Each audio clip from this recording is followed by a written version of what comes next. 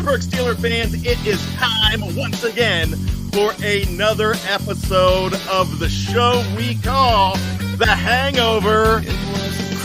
And I tell you what, there's a reason that this is a good hangover. There are different kind of hangovers. There really is.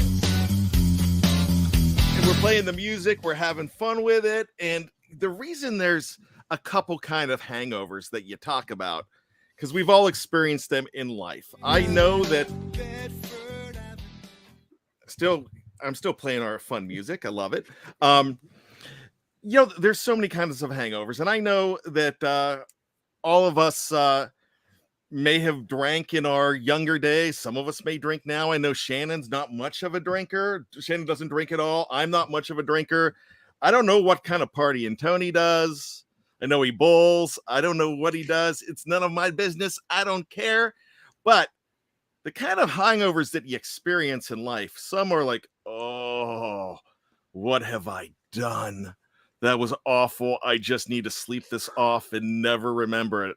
And the one is you wake up the next day and you're like, oh, my gosh, that was awesome last night.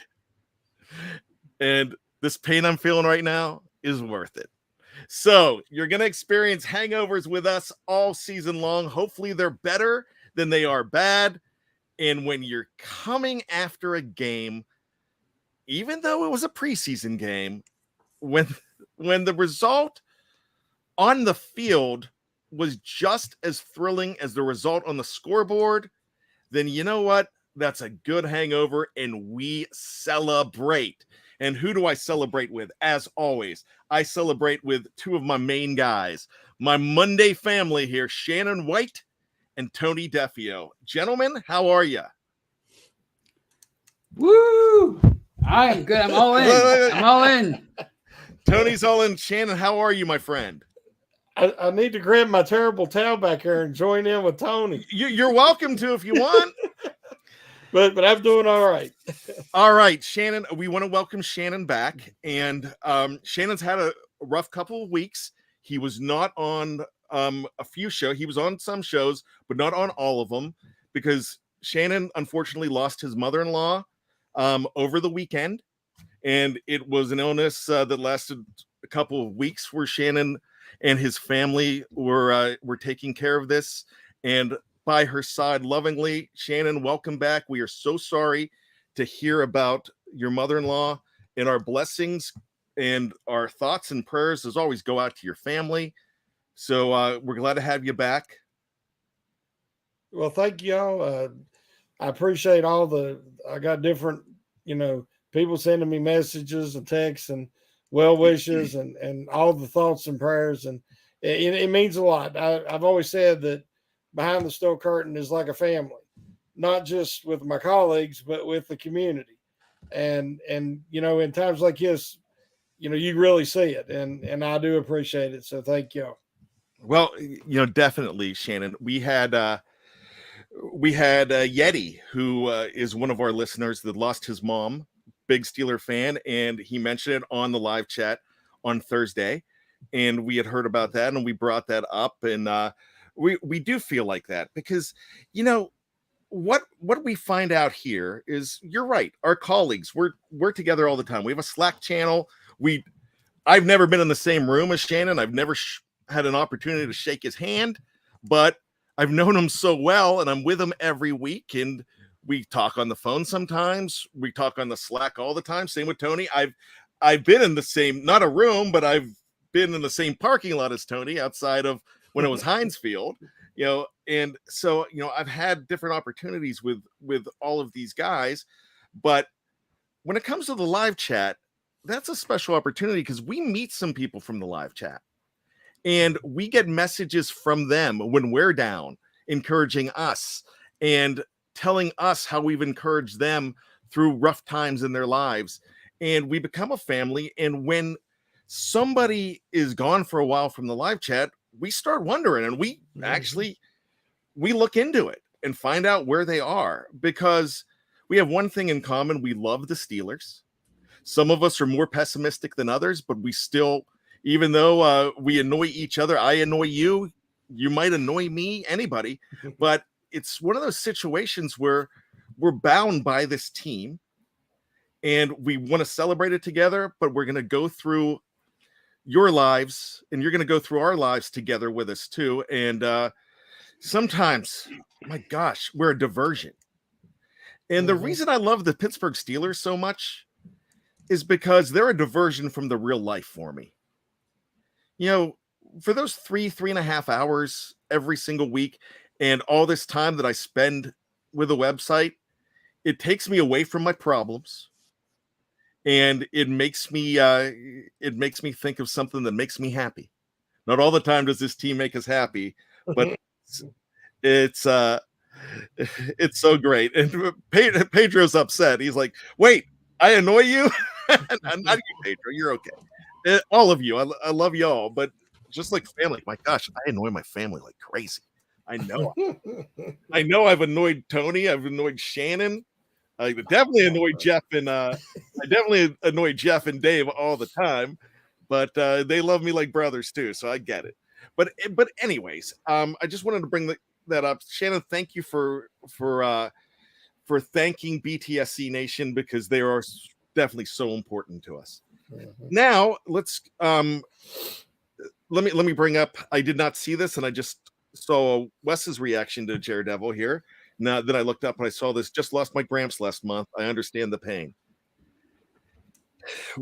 Yeah, I mean, it doesn't matter. It doesn't matter whether they're 3 or 30, 9 or 90. We lose somebody we love. It's definitely a loss. And if we can help anybody, and the Steelers can help anybody from, getting a little diversion from that, that's what we're all here for. Now, speaking of diversions, that game on Saturday night, that was like something to take your troubles away, because it was like a playoff fervor after that game. I wasn't at the game. I know Jeffrey was. I know Brosco was, but it felt like a playoff atmosphere because there was a different kind of excitement. Shannon, did you notice that kind of excitement with that game? It's been a long time since I've seen a preseason game that had that type of atmosphere. I mean, it's been a lot of years because with all the changes and all the unknowns and then to start out the game so well and, Trubisky leading them right down the field for the touchdown. And it just kind of like an avalanche from that point on. It, like you said, it had a playoff-like atmosphere and the crowd was going crazy. And especially when Kenny Pickett come in. Oh, that was amazing. Tony, when you noticed this game, and there's a lot to notice from this game, but the setup was different because Ben Roethlisberger, after 18 years, is not there. And there's so many questions that needed to be answered. And a lot of answers came. A lot of them were favorable. And a lot of the things we were worried about, we're less worried about. And that's kind of the theme of the game.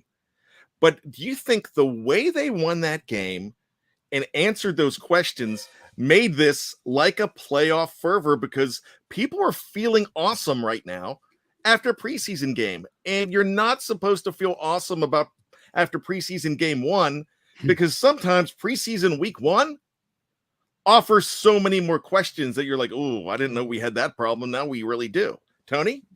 Yeah, I mean, it's like I keep saying, I've been saying it for a while. It kind of feels like 1992 when Calvary replaced Noel. There's this weird kind of excitable energy for who's going to be the new quarterback, and you have probably 2 candidates, but you have 3 guys that are competing for the job right now, and they all look really good. And of course, Kenny Pickett coming in the second half and just really exciting the crowd and playing as well as he did for his first NFL game. And then you combine that with this draft class and how many guys really did well on Saturday. Obviously Pickens and even Leal did okay. Connor Hayward, Mark Robinson at the end there. So it's just for the first game and for the three quarterbacks to do well and so many young players to do well and help contribute to the win. I just think that contributed so much to the fans, the excitement, and what we saw at the end of the game on Saturday, that just ratcheted up even more. So Wes asks us, he said he didn't see the game, but asked how the offense was flowing. And Wes, first of all, let me tell you, if you do get an opportunity, I think throughout the week and closer to now, NFL Network, it will probably re-show that game a couple of times because they do that. So you might have a chance to watch it. I'm looking to watch it again just for the fact that if you watch it on NFL Network, they took it away in the after 9 o'clock, and they kept on flashing back in and out. I went to Steeler Nation Radio, so I listened to it. So, but yeah, my answer to you there, Wes, and Tyler W says something too, and I'm going to bring up Tyler W's comments. And keep in mind that D plays are vanilla in the preseason, so Pickett still has a lot to learn in reading the defense. Yes. And one of my answers the other night was about the defense and the offense. And the answer to the question about how they looked in this overall in this game, defenses in preseason, to me, and this is my opinion, and I'm going to ask your opinion about that first. I think they have a harder job. I think it's easier to be a preseason offense than it is a preseason defense. And you're going to learn more about an offense, and some of the greatness could be masked, like Tyler W was saying. Shannon, do you agree with that point? Execution, I think, is a little bit more precise for the offense. And so the defense a lot of times is a little bit ahead, depending on what it's called. Sometimes you just pin your ears back and run and go, and you see that more and more as the game goes along. But I thought that the offense, it was far from crisp. They kept making plays, but I think that you seen some communication struggles in the interior offensive line. You've seen, Dan Moore, who's had a great camp and has really took a step forward, but he missed the block badly when Rudolph got hit on his first play. There was some hiccups here and there, but some overthrows and some passes that honestly were open that were missed. But I think that if you look at the Steelers, none of their defensive superstars were in there. So it was a lot of backups, hopefuls, and guys just fighting, for a practice squad spot. So, I'm not going to panic about that run defense quite yet. But I will say that the secondary held up a lot better than I was expecting, considering who all wasn't playing. So, there was good and there was pluses and minuses on both sides. So, Tony, let me ask you this, because when we're talking about the offense, and a lot of people, there's a lot of people sticking up for Kenny. There's a lot of people not busting on Kenny, but just saying, hey, remember, he's playing up against third-team defenses. Some are saying, hey, it doesn't matter. 10 straight, when you complete 10 straight, doesn't matter what defenses you're doing it against. That means that you've got something. We talked about this at the beginning of the show, Tony. Before the show. And we talked about the fact that if you show what you have in preseason and you look better, it doesn't matter who you're playing against. You have it in you to do so. So when you look at the offense as a whole, they look pretty good, didn't they? Yeah, they did. And none of the, other than George Pickens, who I can't believe I'm saying this, is a first stringer. Everybody else, as far as the skill position players were out. So, that's, starts right there for Trubisky. And, Rudolph also had to deal with that. And then, when the Pickett came in, it was all, he was playing against third stringers, but he was also playing with third stringers, but regardless, it was his first professional experience. And, I can't even imagine what that's like to what's going through your mind and the stuff that you have to process. And maybe he didn't have a lot of progressions when he would step back to pass, but I'm sure there were some. So, to be as poised as he was, I thought that was really encouraging. for his first professional game. So yeah, if he shows this right away, what he showed on Saturday, then imagine if he keeps improving, what you could see when he's in there with the ones, when he's in there with George Pickens and Claypool and Najee Harris and Freiermuth and all those guys. So, I think that there's nothing but you can't be anything but encouraged from what you saw from Kenny Pickett and really all three of those guys on Saturday. Shannon, I made this comment on the post-game show the other night, and I'm going to hold to it when I say I don't want to see Mitch Trubisky with the ones again. Saw Mitch Trubisky. I was pleased with him with the ones. We need to, with 4 preseason games that we used to have as Steeler fans, now with only 3, well, you've got to see different guys in that spot. I definitely think we need to see Kenny Pickett in that spot. I definitely think we need to see Mason Rudolph in that spot. Who do you think should get the next spot as far as against number ones? Well, based on the current quarterback depth chart, it would be Rudolph this week, running with the first team. And, as you said, with 3 games, there's a 3-headed quarterback competition. So I would assume that it'll be Rudolph this week. And then based on the results of what this game looks like coming up, they might give, Pickett, let him start out and maybe give him the majority of the playing time in the first half, especially if they end up settling on Trubisky or Rudolph as the starter. If they have a picking order down, I think you'll see a lot of Kenny Pickett and maybe even Oladukin in the third game. So Jersey Boy 70 says Kenny played with the first team in practice today. Well, love it. Tony, let me ask you this. The reception that Kenny Pickett got when he came into that game, how did that make you feel? I mean, I thought it was great. I mean, I think it's a great story. It's a beautiful story because, obviously he played at Pitt for 5 years and he had such a magical season in 2021. He led them to the ACC championship. Maybe that's a Freudian slip in a good way. He led them to the ACC championship last year. It was their biggest moment in 40 plus years since Marino threw that touchdown in the Sugar Bowl back in '81. So Georgia. I thought it was, Georgia. Yeah, I remember watching that game as a little kid.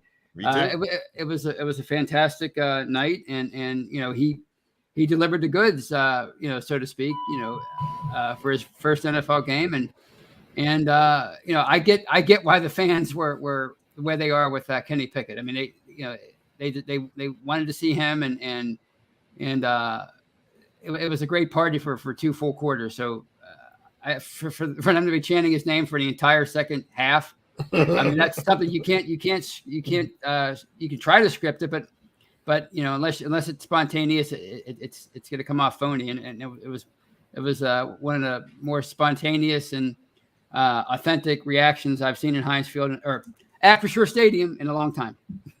Shannon, are you like me? Did you have a little bit of a tear in your eye when you saw all the blue and gold, all those young men that play for the Pitt Panthers there cheering for their boy Kenny P? I don't know if I'd say tear in my eye. Now, remember, I'm a Mountaineer fan. So, there you go. Yeah. So, I'll root for Pitt as long as they ain't playing WVU. But I thought it was awesome to see all that support for him from his teammates. Realize what a big deal this is. I mean, to be drafted by your, the team that you played in college in that city, and so he already has a connection with the fans. You can just tell when he's in Pittsburgh, he's relaxed. He's like you say, Joe Cool, and he's very likable, and all the fans love him. And he's already ahead of the game. He didn't have to earn it so much as he kind of inherited it from his college days. But it's good to see that support across the board. Now I got to bring this up, Tyler W., and I'm bringing this up for a reason, because I love when kids watch games and make comments about it because they're all over the place. But I've got something to add on to that. My teenage sister's thoughts on the game: Pickett is hot. Pickett is a good-looking man. I have no problem saying that. And to quote George Costanza, I say this with a staunch record of heterosexuality, that Kenny Pickett is a cover boy, man. He would have been on Teen Beat back in the day, Teen Beat magazine back in the, or Tiger Beat, Teen Beat, 17. He would have been on all of those. He's your proverbial golden boy. Yeah. But I was at a party for my nephew who is turned 30, a surprise party for him in Pennsylvania yesterday. And my nephew, who's an Eagles fan, but he's a good boy. He's a Jason, happy birthday. Good kid, even though he's an Eagles fan. We're gonna go to that game together, so we'll have fun. But I was at the party and my mom was like, "Did you see that Mitch? Oh my gosh, is he good looking?" She thinks, my mom is 75. She thinks Mitch is hot. Yeah. And you know, usually you're like, "Oh, mom." I'm like, good for you. You know who Mitch is. Well, that's how my mom is. She's 71 with Aaron Rodgers and Russell Wilson. She's big fans of them. And their handsomeness. There you go. And then you know what everybody thinks about the ultimate bachelor, Mason Rudolph. I mean, everyone thinks he's a good-looking guy too. I'm going to talk about Mason because we just talked about Kenny Pickett's reaction. Mason Rudolph had the opposite reaction from the fans. And I'm going to say this, and my apologies, but not apologies if you were a part of the factions that were booing them. I kind of thought it was despicable because he's one of our guys. And I don't think he should have been booed. Tony, you wrote an article about that. And oh my gosh, before we do that, I got to bring up my man. Keep her away from Zach Wilson, bad. So, yes, I am going to keep. I'm going to keep my mom away from Zach Wilson, but hey, I mean, if that's worth some dollars in mom's pocket, I mean, we could do a what was that movie with Redford and Woody Harrelson and Demi Moore, Indecent Proposal? All right, this is getting off the rails. Tony, you didn't like it either. Oh no, well, yeah, it just reminded me too much. It's just like, okay, Ben was here for 18 years, and we didn't have really any of that other than with Landry Jones a little bit, and of course Mason as backups. So the fans got to scratch their itch that way. But before Ben, it was like that with every quarterback just about, whether it was Neil O'Donnell, Mark Malone, obviously Cordell Stewart got it, Cliff Stout even a little bit, David Woodley for a little bit. But yeah, it was definitely more pronounced with guys like Malone and O'Donnell and then Stewart. And then, Ben comes along after Tommy Maddox, excites the city for a year or two. And then he has his great career, and now he retires, and now we're back to this again. And the reason why I wrote it is because it just reminded me of those days, like, how the fans were kind of, I get it. Mason Rudolph's probably not going to be the starter. He's probably not going to beat out Trubisky or Pickett, and he's probably not starter material, but he did play, he did play a little bit better on Saturday, I thought. But that's before that was even, the boost came before he gave them a chance to show them that he improved a little bit. I thought it was the best he ever looked. I mean, he had some bad moments, but the point is they were ready to boo him just because he was Mason Rudolph. And, really, when we're talking about Trubisky and Pickett, it's just going to take, a couple of bad years, and it's going to be that way with those guys, and then it's one or both of those guys, they're going to get the same kind of treatment. We don't think so right now because we're in love with both of them, especially Kenny. The lust is real for that guy. But as soon as they, maybe don't measure up and prove that, show us that they're on the level of a Big Ben Roethlisberger, they're going to get that same kind of treatment. So that was kind of, it just reminded me so much of when I was a kid and the things I heard and saw, and the horrible phone calls I would hear to talk shows about, especially Cordell Stewart. I mean, it was just every day.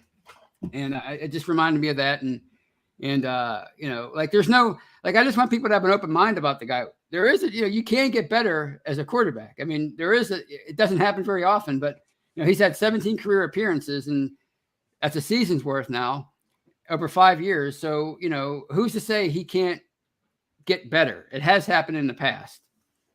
Shannon White, I talk all the time about, and I said it, I was talking to one of my mom's friends today, and no Zach Wilson jokes. She's 75 too. I've known her. My mom's known her since she was in 3rd grade. We keep that away.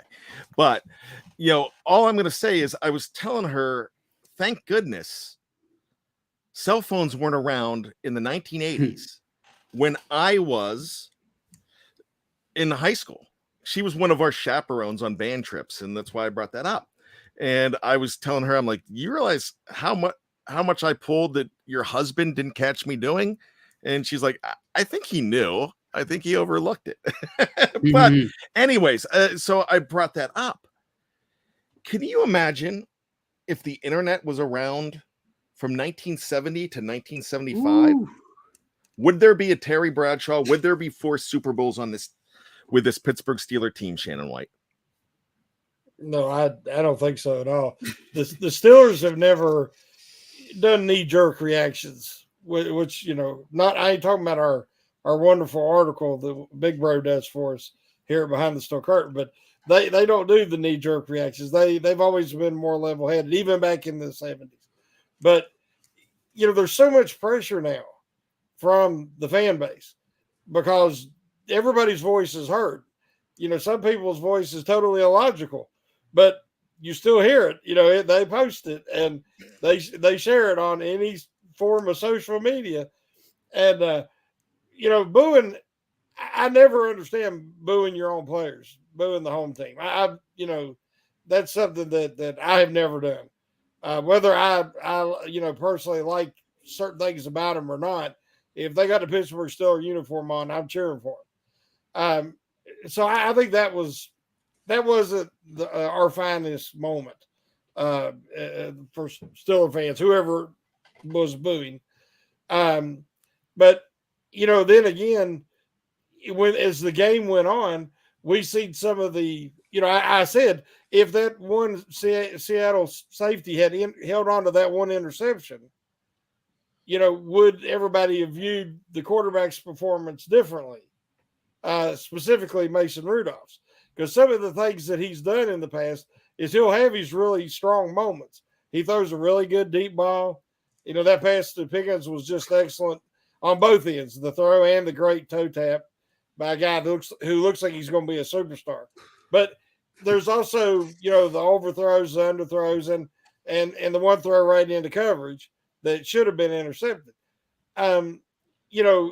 Maybe that will be cleaned up. There's been some talk that Connor Hayward didn't run exactly the route that he was supposed to, and that's why that happened. I can't confirm nor deny that, but we'll see. We still got 2 more preseason games to go, and regardless of what happens,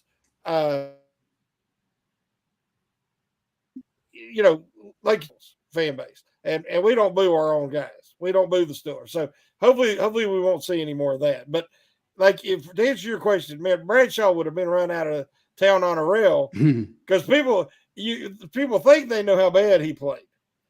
Those were really bad teams though. He didn't have a lot of help on offense back then, but he was really, really bad. And he would have never got the opportunities today that he got back then. And George Teston says it. Mason's first 4-year stats are way better than Bradshaw's first 4 years. And that's true. And, to Tony's point, and it's funny because back in the 70s and 80s, the talk shows weren't as bad as they were in Cordell's time and the football talk. I mean, there's just so much more in Cordell's time. And then even now, I mean, it's crazy how much we know. One of my favorite movies is a movie called Doc Hollywood with Michael J. Fox. And there was a line about the town where his love interest in this movie says, you can't pee in this town without everybody knowing what color it is. And that's, and that's something I've always kept with me. I mean, now with any football team, any team that you follow, about every little thing. And the stuff that went on in preseason in the 70s and 80s, them skipping out of dorms, all the fun stuff and crazy stuff they did, nobody knew about it until years later when they put it in books. And it's the statute of limitations. Just like I told my dad this weekend some of the stuff that I pulled over on him when I was a kid. I'm like, I'm 50. You can't punish me now. And he's like, you did that? Really? And he's laughing.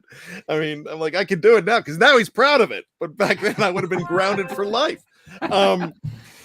So, you know, that's the thing about that. So I agree. Look, the booing, it's not necessary because you might need him someday. And what if somebody gets hurt? I'll get to you in a second, Tony. Okay. What if somebody gets hurt? Yeah. And Mason comes in and to the playoffs, to the Super Bowl. It's possible. Right. It's possible. Yeah. And you might need that experience. We saw a ton of people get hurt back in 2019. Yeah. Also, you benefit better if Mason Rudolph plays better in these preseason games for a few reasons. I'm not talking about the T word. We will talk about it. I promise. I'll bring up a trade. But if Mason Rudolph plays well, it pushes the others. If the other guys don't play well and Mason Rudolph plays well, then you've got a decision. But after the first game, the first preseason game, you know you've got some good stuff. Kenny Pickett was good. Could he be better? Of course he can. Mitch Trubisky was good. Could he be better? Of course he can. But you know what they have in them, and a lot of people are a lot more comfortable with the quarterback situation than they were. But still, you take the fact that Mason threw 2 touchdown passes, Kenny threw 2, Mitch threw 1. But still, Tony, if I had you rank these guys, don't think about just after one game. If you were making a depth chart after one game without thinking about anything, just performances, how are you ranking the depth chart? I thought maybe it's just because I know he's a veteran, but I thought Trubisky looked calm and cool and poised. I thought he only played 2 series. But based on just overall performance, what I saw, and because he was in there for an entire half, I'd probably put Pickett second. But that's just based on performance. But they all 3 of them look good. I thought all 3 looked good, and I'm encouraged by what I saw from Pickett naturally. But I'm also encouraged by the improvement I saw from Rudolph, and you know, so I think it's a good. I mean, they all 3 finished with over 100 passer rating, and that's without their stars. And, you know, so I mean, that's a good thing. That's a good problem to have. Shannon, are you doing the same thing? Trubisky 1, Pickett 2, Mason 3? Yes. Part of the reason why is you've seen both Trubisky and Pickett's mobility. And, you know, if the offensive line is they looked really good run blocking, which is easier than communicating for pass protection, which hopefully they'll be able to clean that up pretty easily. But, you know, if they can generate that running game, then with the mobility factor of Trubisky, I think he would be the guy, especially with his experience, you know, that would go into the season as the starter, because they're going to need that mobility to extend some of these drives. And like he did, you know, one time he kind of did a really good Ben impression. He shrugged off a guy and I think he ran for like 6-7 yards. So it's been a long time since we've seen that around Pittsburgh. Go ahead, Tony. I'm sorry. I just have a quick question about this competition. Do you just after Saturday's game, it doesn't even feel like a competition anymore. I think the way they handled it with Mitch getting just 2 series, that's what you would normally see from a guy that you expect to be the starter in week 1. And with only 3 preseason games, it doesn't seem like there's enough time to really have a competition at this point. But I mean, it could change, I guess, based on what happens in practice in training camp throughout the week. But it just seems like they handled Mitch as the starter and Rudolph as the backup, and then Pickett got the bulk of the playing time, which you would normally do with a rookie in preseason. So to me, it just doesn't even feel like a competition anymore. I kind of thought maybe it was up until the preseason game, but the way Tomlin handled things, it seemed like he already has determined that Trubisky it's his job to lose. I mean, do you guys agree, or do you think there's still an open competition? I don't think there was ever an open competition. There was only an open competition if Mitch Trubisky came in and stunk up the joint. I really think, in my heart of hearts and in my head, I think that. I really do. Okay. One thing that I do think, though, is that there's a competition for number 2 and 3, and I actually think that if he's on the roster, Mason Rudolph is your number 2 quarterback, and that's not a threat to Kenny Pickett. Now, before I get into this next comment about a rumor that just started circulating today, go ahead, Shannon. Just one quick comment to answer Tony's question. I think it's at the point now. Sometimes you need a change of scenery, because let's say Mason Rudolph was named the starter and he wins the position outright. You heard him boo on one play after one play. If he was to have a bad game, much less 2 in a row, it's unrealistic pressure that was on him now that he won't have if he goes somewhere else. And I think that are for him if that was to happen. In the long run, if he has a real opportunity to be a starter and be in an open competition, as you say, because I do believe Trubisky is, the guy they've earpicked to be the starter. All right, Shannon, you ruined it for me by jumping in, because now Andrew Wilbar is stealing my thunder in the live chat with something I'm just about to say. Now he's going to take credit for the brilliance of this, and not me, but that's okay. You're all my guys. Andrew's one of my guys, so I have no problem with that. I'm going to get to that in a second. No, that's all right, buddy. That was a poignant thought. Now, what I'm going to say here, I'm going to wrap up the Mason Rudolph stuff on the booing with this. Mason is not a threat to the Steelers fans. The reason he's not a threat to the Steelers fans is because, think about this. If he plays well and the other 2 guys suck, then you have your quarterback and you acknowledge the mistakes that you made. You've got somebody to carry the mail. And then you're not blaming Mason, you're blaming the organization for their choices. That's what you need to blame. That's who you need to blame, and that's exactly what you have to do. If Mason Rudolph plays well and the other guys play well, then he's not a threat at all because they're going to win the job over him. That's what they were brought in to do. If Mason Rudolph plays well, the other guys play well, and somebody gets hurt across the league, Zach Wilson, there was a thought that Zach Wilson could be done for the year. He's only out for 4 weeks, so probably not going to the Jets. And then Andrew Filipponi comes out today, and I'm going to go ahead and bring up, let us not forget that live chat. I just want to say that. Let us not forget about that live chat, but where's Andrew here? So Andrew was saying about what Filipponi said, and he talked to... Let's see, here it is. If Pony's info is right for once, Pickett may be the QB2. He's saying that a former GM told him Rudolph could be traded to the Lions by the end of the week, hoping a reliable source will mention it. Hey, look, a lot of people hate Filipponi. Filipponi does a good job of what he's doing. He's a hype man. He's there to pick you off a little bit, but he's a smart guy. Right. And he's not going to say that if it's a lie. He's not. So he's heard it. Does that mean it's going to be true?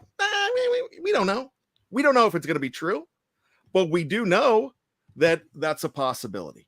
So what if he does get traded to the Lions? Then there you go. His good play means that you get draft capital, which you badly need for it, Tony. Exactly. Yeah. I mean, Mason Rudolph playing well can only benefit the Steelers in a number of ways. As you said, it increases his trade value. And if the other 2 guys don't measure up, then he's your starter. And yeah, you drafted somebody in the first round or you signed Mr. Trubisky, but the bottom line is you found a quarterback, and those guys are so hard to find. I mean, they really are. So however many eggs you have to break before you make your omelet, it really doesn't matter at the end of the day, because the starting quarterback is so much of the equation when it comes to a championship football team. So yeah, Mason Rudolph, if he gets traded, I wouldn't be shocked, obviously, because we've been talking about it for months, and now these rumors seem to be heating up. So yeah, let's continue to hope that Mason Rudolph gets better, and not, close our minds to the fact that he couldn't improve as a 20-something quarterback in the NFL with more playing time. Tony, I want you to go ahead and read this. Thardo Barbera gives us $2. Thank you, Thardo. Tony, read it. It says, Tony, join my cult, Pickens for Elder God. Well, like I told you before, Thardo, and I met this guy a few weeks ago at Kelly's Bar in East Liberty. Nice. If I'm going to join it was one of my first encounters with a listener, and it was pleasantly pleasant. But anyway, like I said a few weeks ago, $2 is not enough for me to join a cult. I mean, my friends are ostracize me. I'm gonna have to go in hiding. There's going to be the deprogramming when I'm out of the cult. I mean, $2. I need more than that for my security. A beautiful woman would make you join a cult, Tony. Probably at this point, yes. Right. But not $2. We're going to talk about the wide receivers, but before I do that, I've got to bring up somebody in the live chat. First time I've ever seen this man in the live chat. And as you guys know, I spent 9 years in West Virginia, and that's where I always talk about how I always hung out at Steelers Central with a bunch of Steeler fans, and it was my home away from home. I had no family. These people became my family, kind of like a cult. It was a Steelers cult. And then I see this one gentleman gave me a nickname, used to call me Hitman for some reason. And I got to bring him up because one of my favorite people in this world, Gene Cowgill, Thundering Herd. He's a Marshall fan there. Shannon, is that okay? Yeah, because I know you're West Virginia guys. Is that all right, Marshall? Yeah, that's good. That's good. But one of man, I love this guy. Gene's following me here on BTSC, checking us out. Gene, you tell everybody it's Steelers Central. Hitman said hi. We love you. Elkins, West Virginia. We love you, Elkins. So there you go. I just wanted to bring up my friend Gene there too. Let's talk about these receivers, guys. We don't have much time left in the show, but a lot of people were asking, who are the six? Who's going to be the six that makes it? And one guy that's making it is George Pickens. We know that. Let's keep this quick. Shannon White, Tony Defeo. I think he is right now probably your favorite for NFL Rookie of the Year. I don't like that. I don't want him to be. But would you agree that George Pickens has caught the attention of the entire National Football League and the fans, the media, and there's going to be a lot of excitement about this guy? Shannon?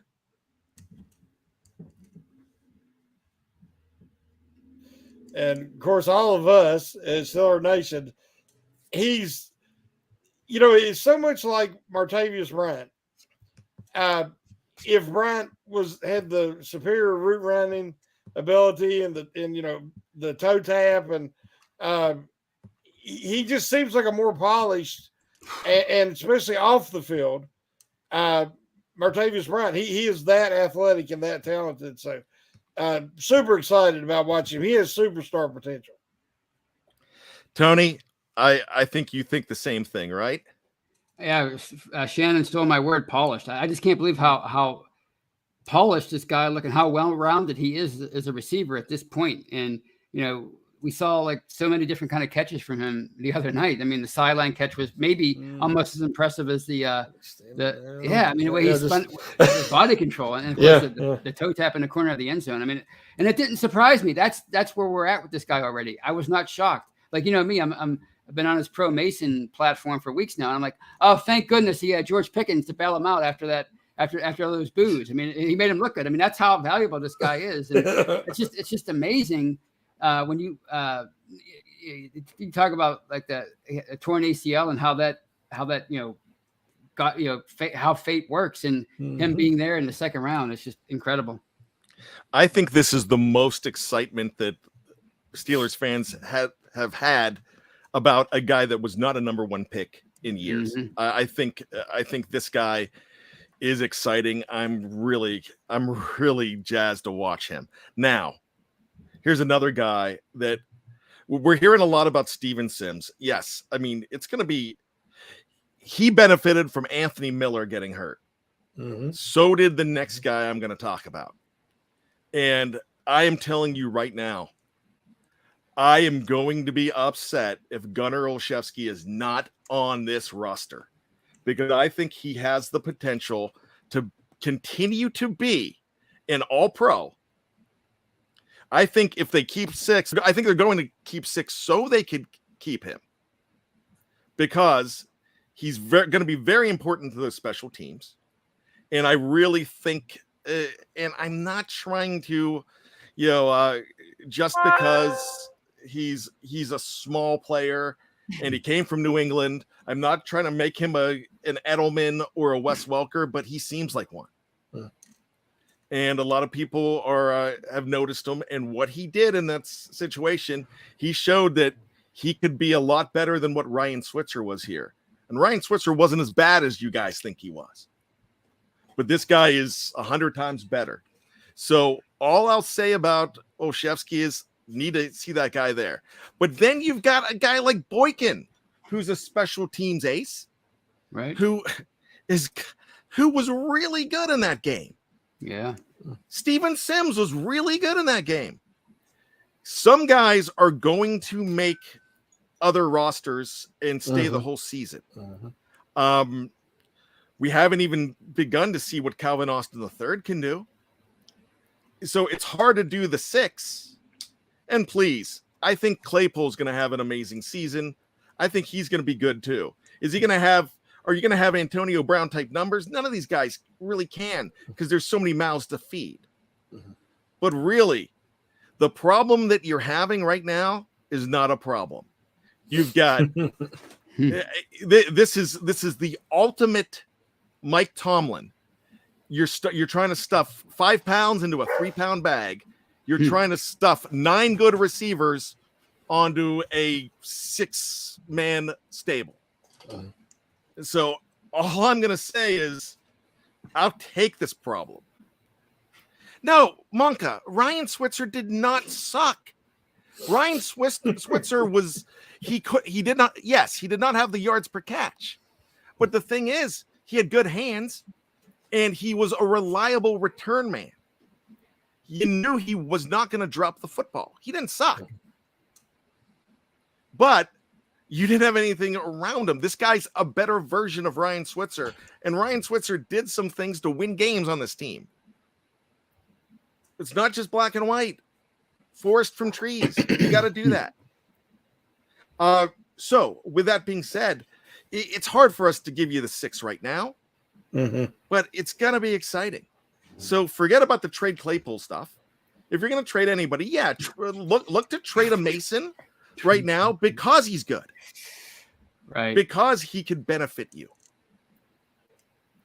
But that's what we're talking about.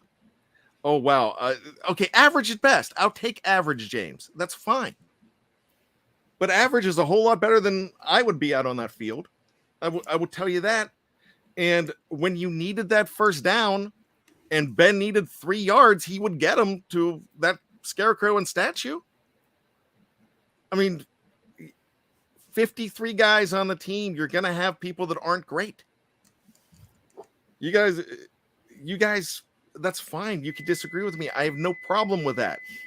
But there was some value to the man when he was here. Just because he wasn't a superstar, we forget about that value. So there we go. But with that being said, gentlemen, there was a lot of things to be excited about. There's still some concerns, definitely on defense. We know that. Don't have time to get into the defense right now. But all we can say is there's another week of Steeler football. We're going to be talking about the Jaguars next week.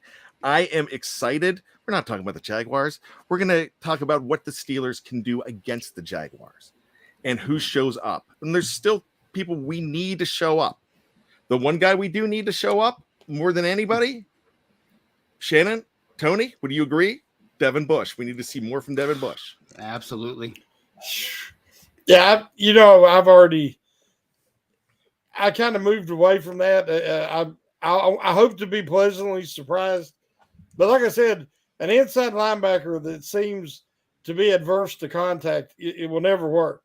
The inside linebackers, they seek out the, heat-seeking missile. That's what they're firing in there. And it was rough. That game was rough. Bush was out of position. He wasn't aggressive. He looked terrible. Buddy Johnson was lost. He didn't know what he was doing, where he was going. And I'm rooting for Buddy, but I didn't see it.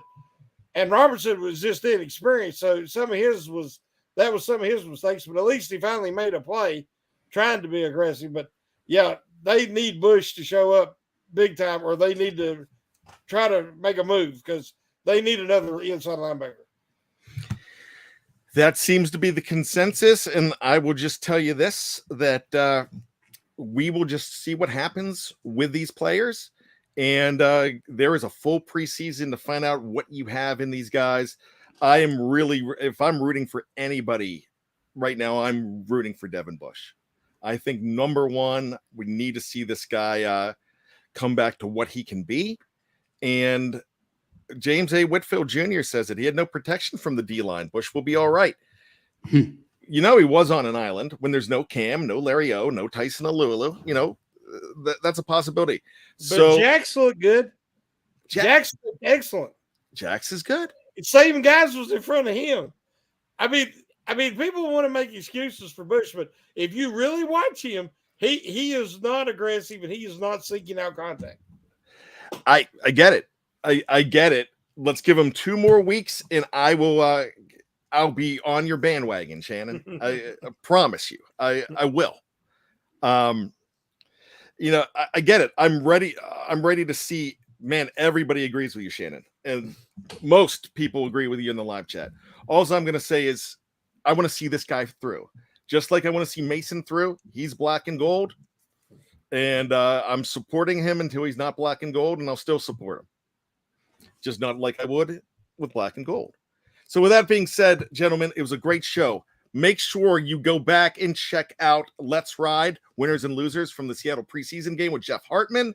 Make sure you check out 2 great shows tomorrow, The Cutting Room Floor with Jeffrey Benedict and The Steelers Fix with Jeremy Betts and Andrew Wilbar, who graced us with his presence tonight in the live chat. Check that out. Lots of great stuff happening here at BTSC. Anytime there's Steelers news, we are going to have it here. We have it here first. We're pretty good. Nonstop shop, one-stop shop, it's all here. And gentlemen, for Tony Defeo, for Shannon White, my name is Bryan Anthony Davis. You can call me bad. Thanks so much. We love you. You might not disagree with everything I say. You definitely won't agree with everything I say, but I'm thankful for you in our live chat and even on the road when I don't even know you're in the chat. When you're listening by yourself alone, you're so integral to what we do. You are our muses. Thank you, live chat. You keep on coming back. Listeners, keep on coming back. We love you. For Shannon, for Tony, I'm Bryan. Just when you think that you've got all of the answers, we keep changing the questions. Shannon, take us home. Yes, my man. The woo is there. We will see you next week for another hangover on BTSC. That's behindthesteelcurtain.com.